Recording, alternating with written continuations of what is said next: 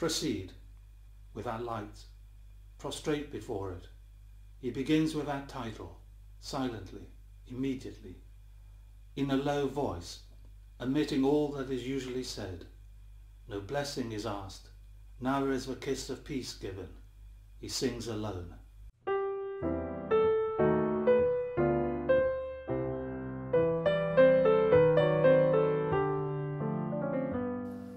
Welcome to Not Just Theologians, Dominicans and their peculiar pursuits.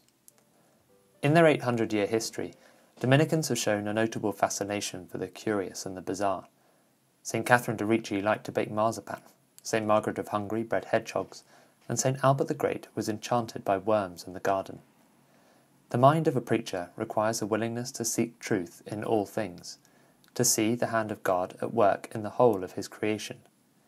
And so Dominican life has always encouraged a healthy eclecticism, a zeal for the peculiar, a living out of St. Paul's maxim to take every thought captive for Christ. Not Just Theologians is a new series in which we will explore some of the peculiar pursuits and passions of the friars, to see where a mind in pursuit of truth might be led. This week we speak with Fr Bob Ombres, a canon lawyer and moral theologian, about his interest in the poet and painter David Jones.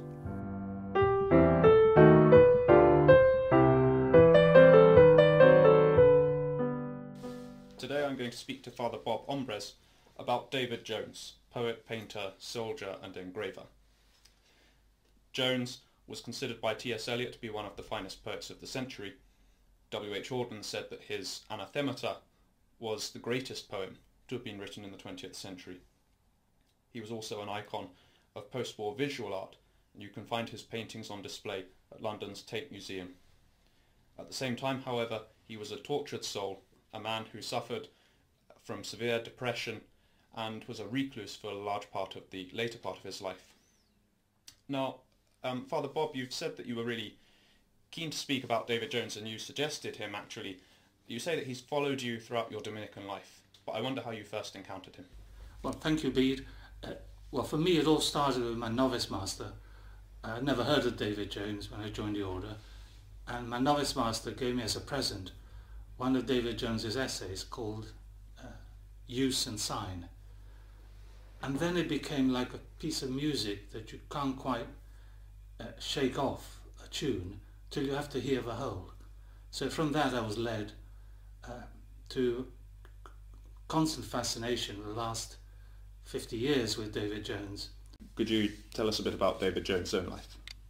He was born in 1895 and died in 1974.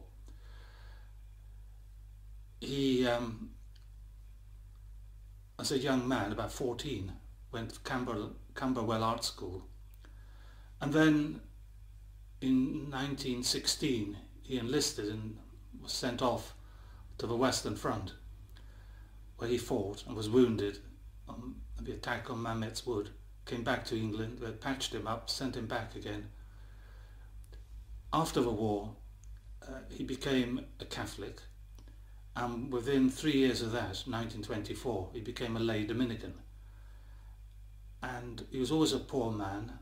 He lived in a single room really all his life, relied on his friends, both for material, financial help, but more than that, for friendship and an introduction to theology and philosophy, which he never studied as such, and to Thomas Aquinas, who he thought was life-giving.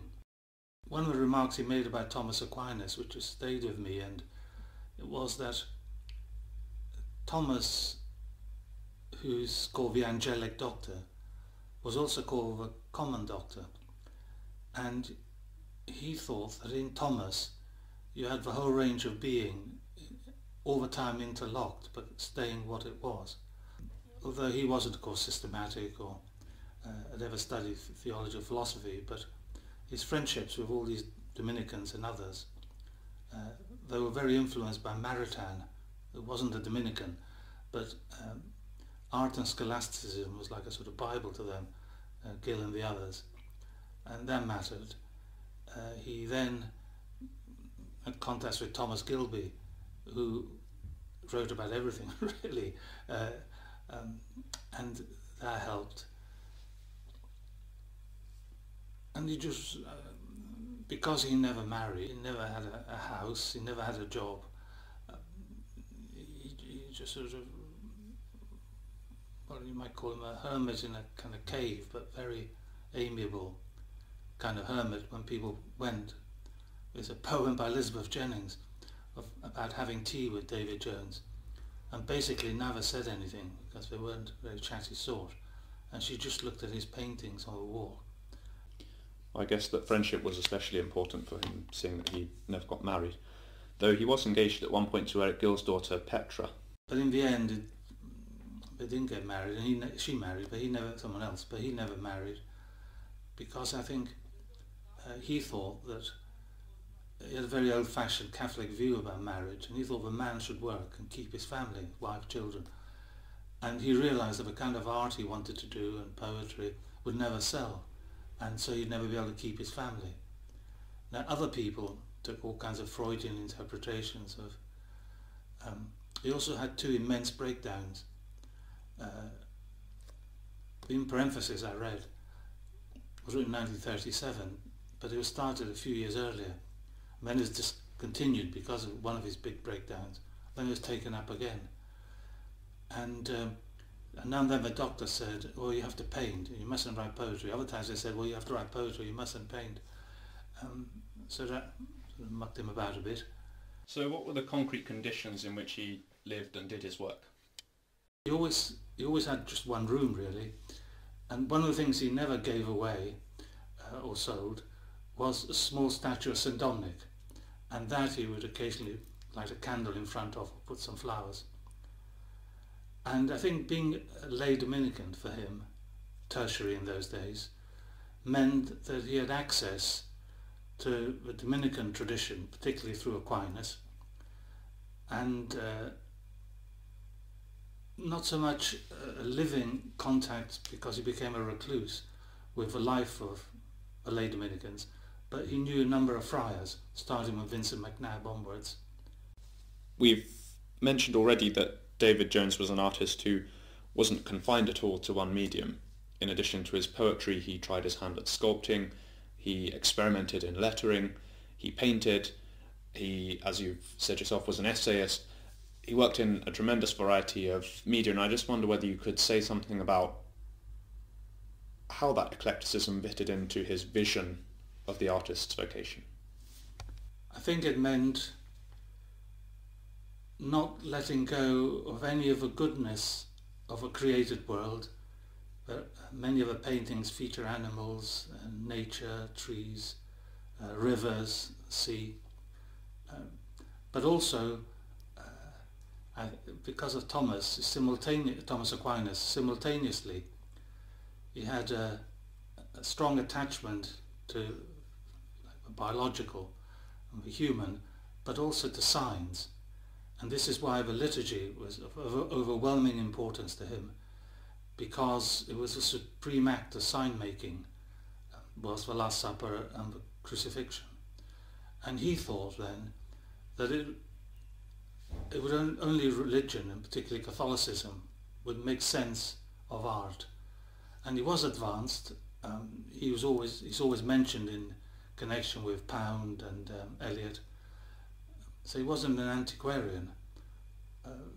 But above all, and the anathemata, the very word for him, meant a piling up of things you love in honour of the gods, of God. And I think that's why you use the word eclectic, but I would say he was a gatherer, and he thought one of the jobs of artists is to redeem. His favourite liturgical piece was probably the Vexilla Regis, and he thought that coming out of a world of the barbarians, of thugs, and war and his brutal sort, yet was redeemed in the Vexilla Regis. And so whatever medium he used, it was always sign-making that mattered, and that kept us properly human as far as he was concerned, and the liturgy mattered to keep everybody properly human, not just believers. What would you say in general about the quality of his poetry? We know what his voice sounded like, and very slow, deliberately, and if you were to look at his anathemata or in parentheses, and he wrote shorter poems as well. They depend very much on spacing and pauses. It wasn't just that he hesitated, it was meant to be. And the words were like objects to him, like things. Because he was self-taught in a way, because he was very aware of being born in England, but yet half Welsh, and the Welsh thing mattered more and more to him, then the Catholic thing brought Rome, and at some distance Greece, into his cultural world. All these things had to be brought together constantly. I mentioned how I would probably have chosen an inscription if I had to show somebody one thing, because that's poetry of a sort, it's painting of a sort, and it's sculpture of a sort. So it's the lettering, and it's worlds away from Eric Gill, who taught him, of course, and no one's really continued it. It's unique, and it interweaves all the time and in different colours. Welsh phrases, Latin phrases, English phrases, things from past literature and poetry,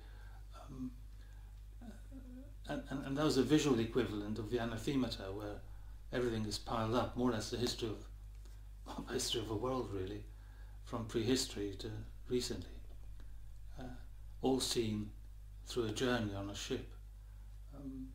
Sorry, I ramble on.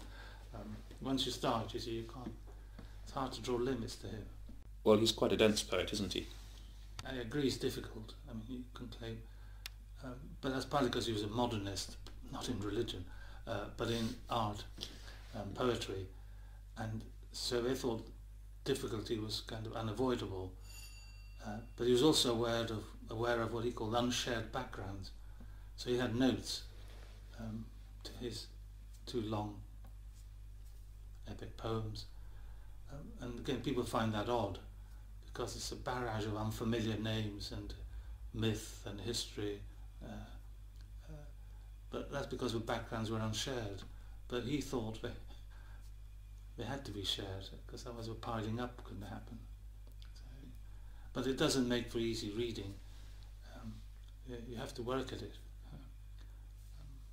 And I think the inscriptions are like that.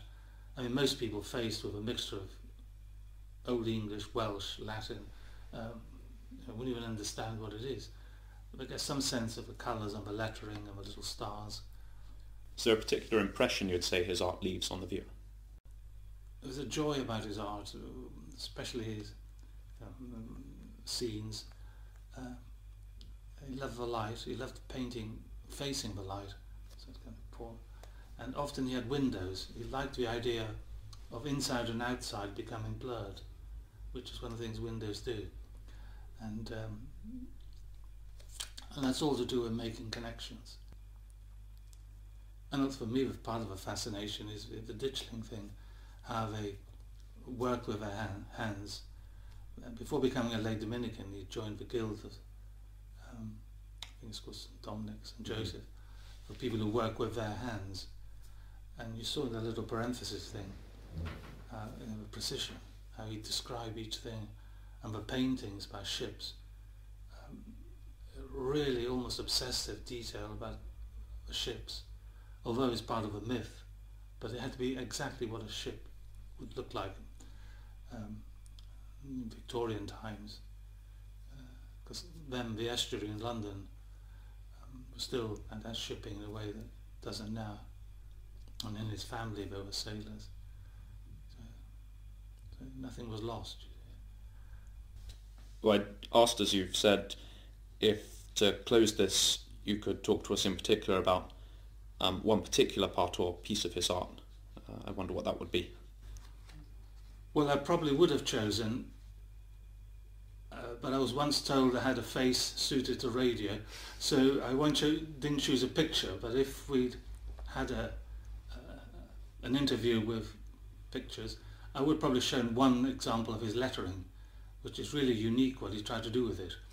But instead I've chosen just a fragment, half a page, from In Parenthesis, which had a preface by T.S. Eliot, that gives you, as you mentioned, an idea of his standing. And he wrote this, remember he was one of a few, well, certainly theologians, if that's the right word for him, religious thinkers about war who'd actually fought in a war, the last of the kind of traditional wars, if you like. It's sometimes said his anathemata is a kind of Odyssey, and In Parenthesis is a kind of Iliad. He was an anti-war as such. He just took as part of a human condition. And so I've chosen this. The first 4 lines are from the rubrics for the Good Friday liturgy, and that's typical of him, that he saw everything in a liturgical way, because ultimately only the Christian thing, as he would have said, made sense of all human life. And then of course he echoes that in this half page. He is both very precise, that's his concern for the real, but never limited to it, and tellingly all kinds of emotions are brought in to this rather physical description of a group of soldiers in the First World War moving across the trenches towards the battle. So it's night time. Proceed without light, prostrate before it. He begins with that title, silently, immediately, in a low voice, omitting all that is usually said. No blessing is asked, neither is the kiss of peace given. He sings alone. Cloud shielded her bright disk rising, yet her veiled influence illumined the texture of that place, her glistening on the saturated fields, that night gloom intersilvered where she shone on the mist drift. When they paraded at the ending of the day, unrested bodies, wearied from the morning, troubled in their minds, frail bodies loaded over much. Apprentices bearing this night the full panoply, the complex paraphernalia of their trade. The ritual of their parading was fashioned to austerity and bore a new directness. They dressed to a hasty alignment. They did not come to the slope. By a habit of their bodies, conforming to monosyllabic, low-voiced ordering. They moved rather as grave workmen than as soldiers from their billet's brief shelter.